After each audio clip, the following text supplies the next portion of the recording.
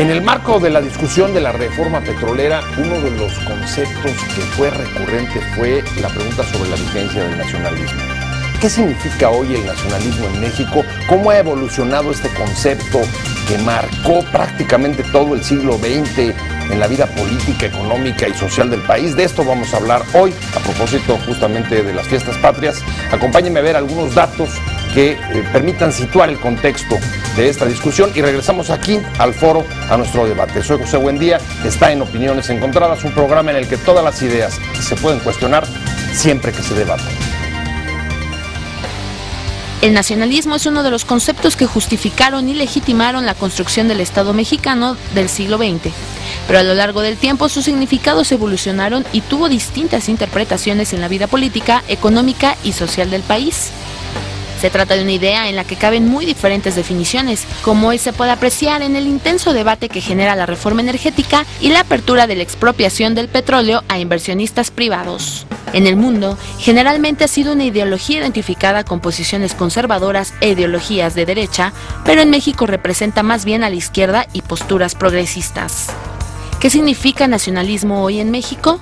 ¿Cómo ha evolucionado este concepto que marcó prácticamente la ideología del Estado en el siglo XX? Posiciones. 1.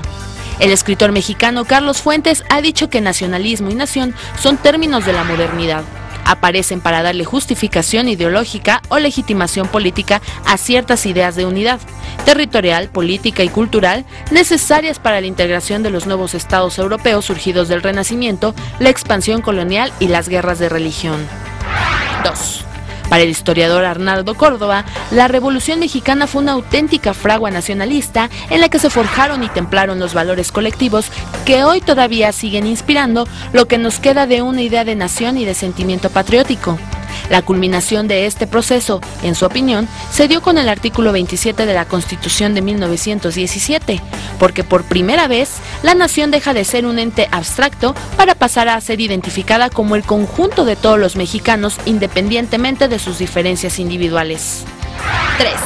En opinión de la senadora del PAN, Laura Rojas, la reforma energética que abrió la industria, la competencia y la inversión privada fue la metralla que derrumbó el paradigma del nacionalismo revolucionario sobre el que se construyó el régimen autoritario que dominó en el siglo XX. 4. De acuerdo a una encuesta del Gabinete de Comunicación Estratégica, 97% de los habitantes del país se sienten orgullosos de ser mexicanos, mientras que el 51% consideró que ese sentimiento es mayor durante el mes de septiembre. Sobre ello, 50.9% afirmó que durante este mes se siente más nacionalista, mientras que el 47.2% subrayó lo contrario. De esa forma, 54% de las mexicanas señaló que septiembre lo viven más intensamente, por 47% de los hombres. Estamos de regreso, vamos a arrancar Opiniones Encontradas y vamos a hablar de este concepto que todos hemos escuchado, que ha dominado el siglo XX y queremos saber cómo ha evolucionado, qué significa hoy en México el nacionalismo. Y para discutir sobre este tema me da mucho gusto que nos acompañe hoy en este estudio Humberto Musacchio. Usted lo conoce, Humberto. Un gusto, un placer. Muchas gracias. Humberto Musacchio, gracias por invitarme. Escritor y además integrante de esta casa editorial. Sí, se surcen calcetines a domicilio también. Sí. y para debatir con él, para intercambiar puntos de vista, me da mucho gusto que haya aceptado la invitación, Pedro Aguirre. Hombre, pues es un honor, ya sabes, Pepe, con muchísimo gusto, Humberto. Pedro Aguirre acaba de sacar además un libro muy interesante, se lo recomiendo, sí, sobre la historia mundial de la megalomanía, que está teniendo mucho éxito en librerías. Él es escritor, además dirige un diario digital. Y si quieren vamos entrándole directamente, porque aquí el tiempo vuela. Y el primer tema que nos llama la atención es... Entremos por la pregunta directa, ¿no, Pedro? Y es, a ver, ¿qué significa hoy nacionalismo en México? Bueno, obviamente es un concepto que ha cambiado porque el nacionalismo en México estaba muy ligado al sistema político mexicano. Uno de los puntales de la hegemonía priista durante los 70 años que gobernó el país como un país y como un partido prácticamente único fue el llamado nacionalismo revolucionario, en el que concebía o confundía muchas veces esa hegemonía política y la presencia del PRI como el partido dominante con la creación de la nación, con el Estado-nación, que en principio acuérdate que el partido se llamaba Partido Nacional Revolucionario, fue el primer nombre cuando nació en el 29, y cuando la lo formación... fundó, Plutarco. Exactamente, lo funda Plutarco Elías Calles, siendo presidente ya, si no recuerdo mal, Emilio Portes Gil, y bueno, esa concepción de lo que se llamó nacionalismo revolucionario, en donde el Estado mexicano era muy importante porque estaba formando al Estado mexicano, el Estado era propietario, intervenía en la economía, y era, digamos, el puntal de este nacionalismo, un nacionalismo que tenía algunas características que francamente ahora ya parecen de moda, como es, por ejemplo, el maniqueísmo, el dividir la historia de México como nos la enseñaron buenos y malos, los buenos y malos, esos famosos libros de texto con la mujer que era la patria y la bandera atrás, y bueno, todos esos conceptos de lo que se llama nacionalismo revolucionario, del maniqueísmo en la historia, de dividirnos en buenos y malos, de presentar al PRI como el constructor prácticamente del nacionalismo del siglo XX en México, han quedado rebasados con la democratización de las instituciones políticas del país y con la nueva competencia que tenemos en México política. Ahora que tenemos en el siglo XXI alternancia en el poder, en el que ya hay nuevos enfoques que se están popularizando, en donde el maniqueísmo tradicional del nacionalismo mexicano se ha ponderado, pues entonces tenemos unas nuevas perspectivas que nos han permitido, por ejemplo, ahora empujar la reforma energética, tocar un tema que parecía tabú, en el que más que un recurso económico era una vaca sagrada el asunto del petróleo, porque pues remitía a la nacionalización petrolera al año del 38, el general Cárdenas, a estos temas que parecían sagrados, y que se hizo en México esta reforma y se aprueba sin mayores aspavientos. Mucha gente pensaba que iba a haber pues un movimiento generalizado en contra de que se tocara esta vaca sagrada que parecía ser el petróleo, de acuerdo al punto de vista del nacionalismo revolucionario, y sin embargo hemos visto que no ha habido tal. Desde luego que ha habido reacciones críticas por parte de la izquierda, por parte de personajes que todavía defienden esa visión maniquea y del nacionalismo revolucionario, un poquito pasada de moda, pero estamos avanzando hacia un nuevo nacionalismo que yo espero sea más coherente con el siglo XXI, que tenga mayor relación con la nueva competencia política, con el nuevo sistema político y económico del país. Si te sigo bien, digamos que tu tesis más bien sería, primero se formó un cierto tipo de Estado, sí, y luego se creó o llegó de manera un poco de justificación o de legitimación toda la ideología del nacionalismo. ¿Tú coincidirías, Musacchio, con esa postura? No. Perfecto. No, porque creo que el nacionalismo está en los genes, no lo creo, hay estudios muy serios de biólogos, sociólogos, biosociólogos que lo señalan. Por ejemplo, Roger Bartra en sus libros ha insistido en esta concepción. El sentido de pertenencia y de territorialidad pues es parte de los genes, es parte de nuestra zoología. Y en el caso del petróleo, durante muchos años a mi generación le dijeron que el petróleo era de los mexicanos, que era un patrimonio de todos, y efectivamente sirvió para el desarrollo de México. Y me dijeron también que Lázaro Cárdenas era un gigante a la altura de Benito Juárez. Y hace unas semanas, unos meses, el PRI y el PAN dijeron que ya no, me cambiaron la historia, ya ni Lázaro Cárdenas es prócer, el petróleo ya no va a ser de los mexicanos, y yo lo sé, van a aumentar los impuestos para que podamos sobrevivir como país, porque Pemex va a ser ya de extranjeros, sobre todo, de inversionistas privados, pero sobre todo de extranjeros, porque tenemos una clase dominante, una clase gobernante de gringos nacidos en México, que están muy interesados en entregar la riqueza. Si nos descuidamos tantito, van a rifar también el paseo de la reforma. Hay que tener cuidado con estas cosas. Soy absolutamente adverso a esta concepción de que hay que entregar toda la riqueza nacional. Y aclaro algo más. Estuve recientemente en una reunión de jóvenes dirigentes del PRI de todo el país. Me invitaron los priistas. Y al final alguien me preguntó que si qué opinaba de este asunto de la reforma petrolera. Dije lo que acabo de señalar aquí, y la respuesta de los muchachos fue un gran aplauso, el mayor aplauso de la jornada, y eso significa que ni los priistas están convencidos de las bondades de entregar la riqueza nacional al extranjero. Hay una cosa que llama la atención, tratando de seguir el discurso de Musacchio, es, a ver, en muchos países el nacionalismo, sobre todo estoy pensando en Europa, tú que te has metido al siglo XX, generalmente estuvo relacionado o asociado con movimientos más bien, digamos, de fuerzas conservadoras o partidos de derecha, y en muchos casos muy radicales y violentos. En el caso de México, ahí está lo que acaba de contar Musacchio respecto a los jóvenes del PRI, pero además está toda la documentación del nacionalismo y el desarrollo del nacionalismo del siglo XX, y ahí lo que estamos viendo más bien es que en México estuvo más bien ligado a conceptos como progresistas, como liberales, como de avanzada. Es un poco difícil a veces ahí de decir. Yo pienso que el nacionalismo tiene mucho siempre de conservador. Obviamente los nexos naturales que existen en los que nacen en un país, esos no se pierden. Aquí lo que estamos platicando es el concepto que tenemos de nacionalismo en México. Yo creo que fue un nacionalismo, un concepto muy conservador, muy defensivo.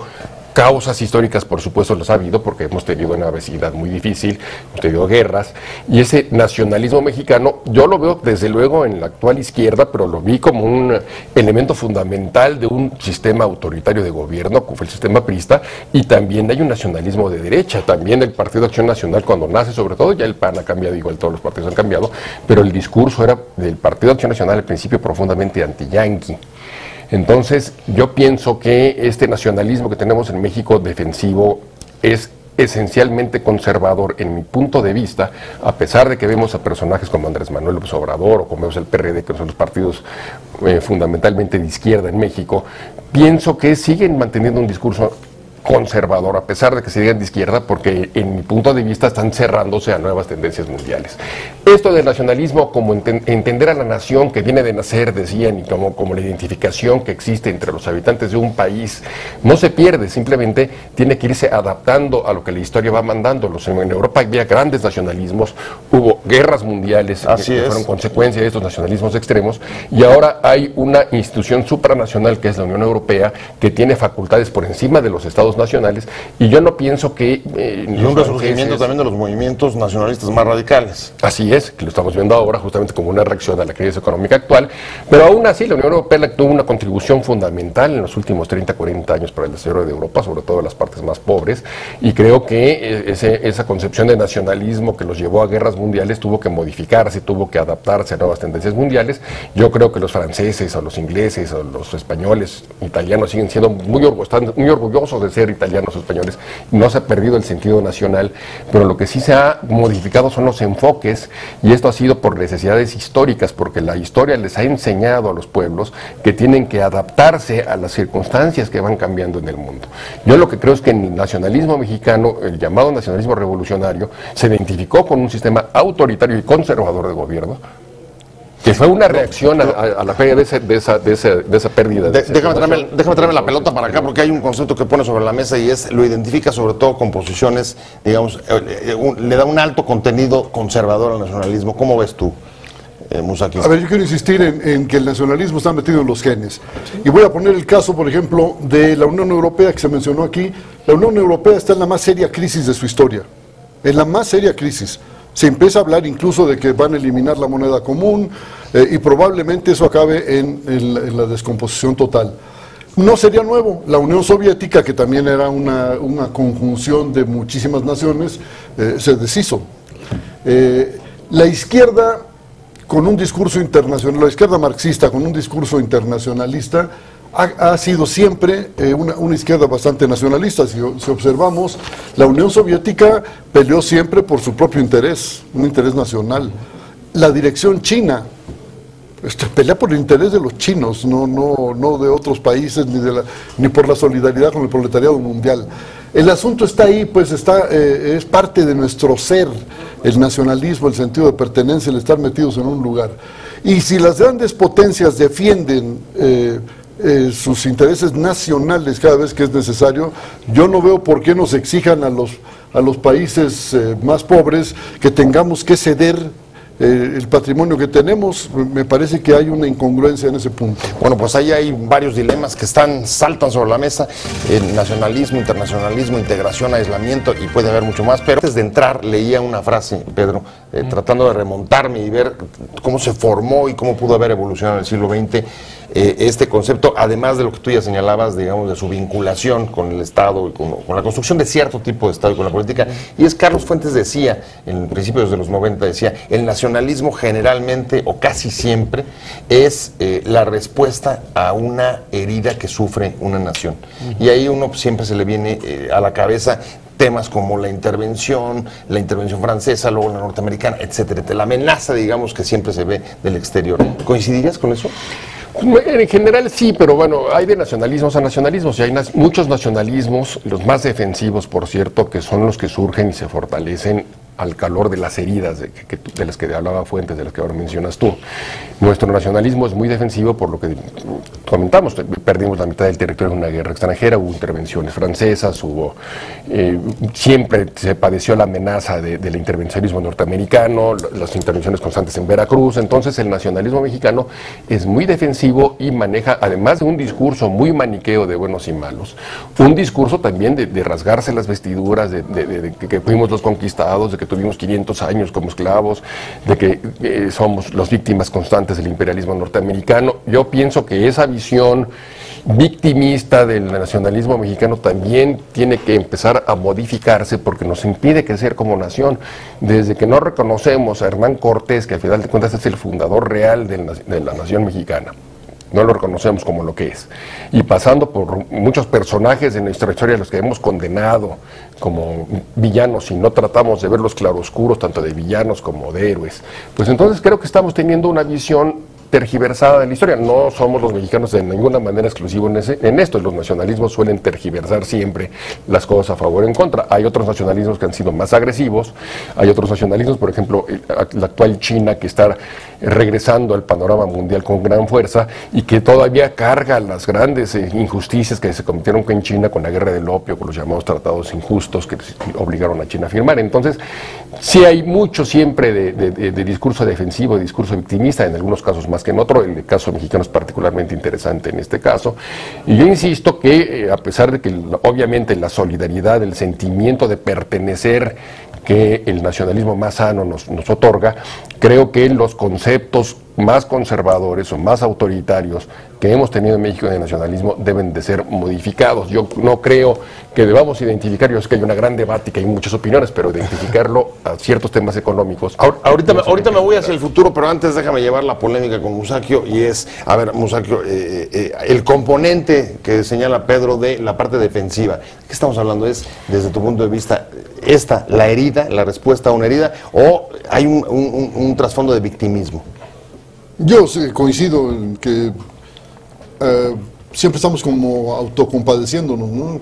Pobrecitos de nosotros, hemos sufrido mucho. Yo creo que un pueblo que quiere superarse tiene que ir dejando atrás esas cosas, en eso estoy de acuerdo. Pero tampoco me parece conveniente ni correcto exaltar las gestas colonialistas, porque las gestas colonialistas han significado muerte, esclavitud, tormentos y una causa de males para los pueblos que, si les preguntamos a los africanos, van a ver cómo les ha ido. Entonces, yo creo que por eso no tenemos a Hernán Cortés en el Panteón Nacional, ¿no? ¿Cuáles serían, a partir de eso, digamos, algunos elementos que tú podrías, digamos, advertir, Pedro, hacia adelante? ¿Cuáles nuevos componentes de una evolución del nacionalismo? Tú hablabas de un nuevo nacionalismo. ¿Qué sería un nuevo nacionalismo hoy en México, un país con hay que saber. Te invitamos a seguir cuestionando la información con los siguientes videos.